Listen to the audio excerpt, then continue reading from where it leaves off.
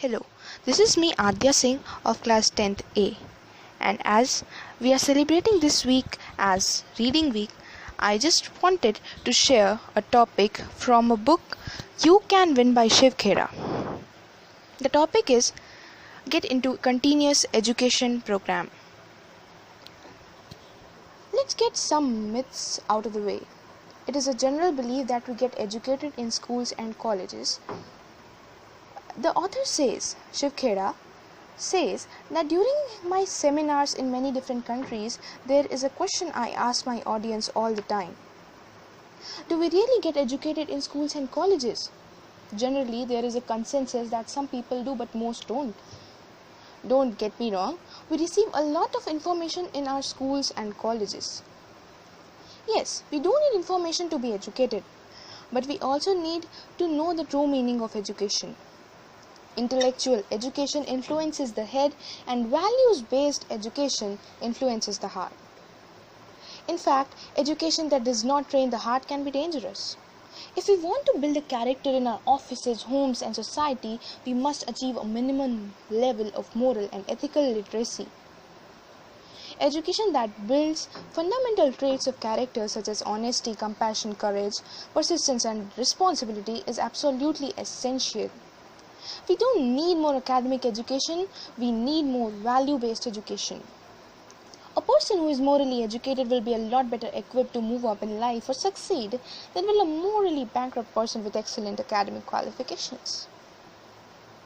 Universities are turning out highly skilled barbarians because we don't provide a framework of values to young people who more and more are searching for it. These are the lines which are said by Stephen Muller, who is the president of Johns Hopkins University. True education is training of both the head and the heart. An uneducated thief may steal from the right car, but an educated one may steal the entire railroad. We need to compete for knowledge and wisdom and not for grades. Knowledge is piling up facts, wisdom is simplifying it. One could have good grades and a degree and still not learn much. The most important thing one can learn is learn to learn. People confuse education with the ability to memorize facts. Educating the mind without morals create a menace in society. A very common conception we all have is knowledge is power. What I say and what novels say is knowledge is not the power. We often are told that knowledge is power. Not really, knowledge is information. It is potential power and it becomes power only when it is acted upon. What is the difference between a person who cannot read and a person who can but does not read? Once again, what is the difference between a person who cannot read and a person who can but does not read?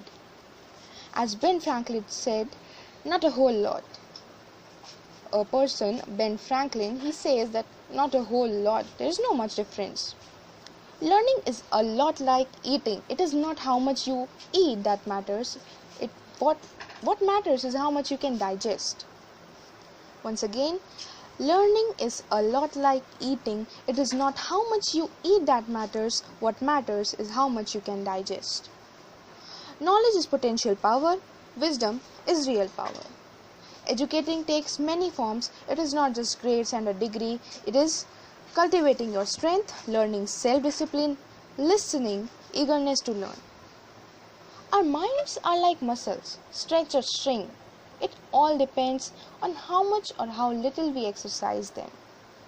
If you think education is expensive, try ignorance. This is said by Derek Bock.